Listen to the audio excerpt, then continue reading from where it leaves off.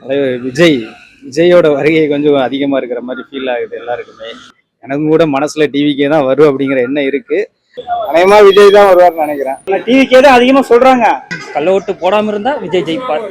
மக்கள் விழிப்புணர்வோடு இருக்காங்க. இன்னொன்று வந்து எல்லாமே ஓட்டு போடணும், நம்ம தேர்ந்தெடுக்கணும் ஆளு இது அப்படின்ற உணர்வுக்கு வந்துட்டாங்க. ஃபர்ஸ்ட் போட மாட்டாங்க ஒரு சிலர், இப்போ வந்து அப்படிப்பட்ட உணர்வுக்கு வந்துட்டாங்க. நம்ம தேர்ந்தெடுக்கணும் அப்படின்ற உணர்வுக்கு வந்துட்டாங்க. முக ஸ்டாலின் ஃபர்ஸ்ட், செகண்ட் டிவிகே, மூணாவது எடப்பாடி. டிஎம்கே அதிக வாக்குகள் பெற, ஏன்னா நல்லது பண்ணிட்டாங்க. டிஎம்கே வந்து நல்லது பண்ணிட்டாங்க, ரொம்ப நல்லது பண்ணிட்டாங்க. அதெல்லாம் வந்து வாய்ப்பே இல்லை, அவங்க தோக்கிறதுல வாய்ப்பே இல்லை. நீங்க சொல்றீங்க 87%, 87%, 40% டிஎம்கே. நியூ ஓட்டர்ஸ்லாம் நிறைய இது பண்ணியிருக்காங்க, யங்ஸ்டர்ஸ் எல்லாம். அப்புறமா தலைவர் விஜயோட வருகை கொஞ்சம் அதிகமாக இருக்கிற மாதிரி ஃபீல் ஆகுது எல்லாருக்குமே. ஆனால் பார்த்தீங்கன்னா லாஸ்ட்டு எலெக்ஷனை விட இந்த எலெக்ஷனில் கொஞ்சம் தான் அதிகமாக இருக்குது வாக்கோட எண்ணிக்கை. ஆனால் சதவீதம் பார்த்தா இந்த எஸ்ஐஆரில் தான் உங்களுக்கு வந்துட்டு அதிகமாக இருக்குது, எஸ்ஐஆர் ஃபார்ம்னால, வேறு ஒன்றும் இல்லை. அதுதான் சார் நான் சொன்னது தான். கருத்து கணிப்பு எப்போ வேணாலும் மாறலாம். கருத்து கணிப்பை பற்றி என்ன நினைக்கிறேன்னா, எல்லாருமே டிவிக்கே தான் சொல்கிறாங்க.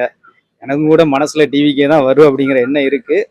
அநேகமா விஜய் தான் வருவார்னு நினைக்கிறேன். அது நிறைய கள்ள ஓட்டு தடுக்கிறதுக்கோசம் இருக்கும்னு நினைக்கிறேன். ஆனா அப்படி இருந்தா மீறி போட்டிருப்பாங்கன்னு நினைக்கிறேன், தெரியல. கண்டிப்பா ஒரு சேஞ்ச் ஆகும்னு தான் சொல்றாங்க. ஏன்னா யார் பார்த்தாலும் வந்து 6 வயசு குழந்தைல இருந்து 60 வயசு பாட்டி வரைக்கும் வந்து ரொம்ப நாடே கெட்டு போயிருக்குது. இப்போ அது விலைவாசியே ஏறி போயிருக்குது.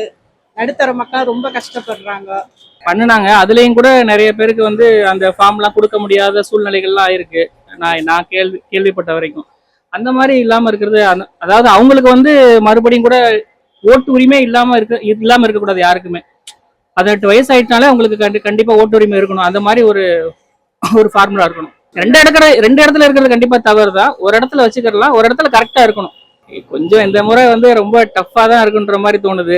டிவிக்கே தான் அதிகமா சொல்றாங்க.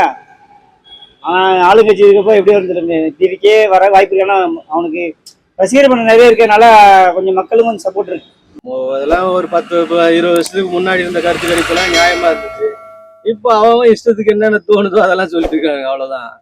கள்ள ஓட்டு போடாம இருந்தா விஜய் ஜெயிப்பார். இதுதான் என்னோட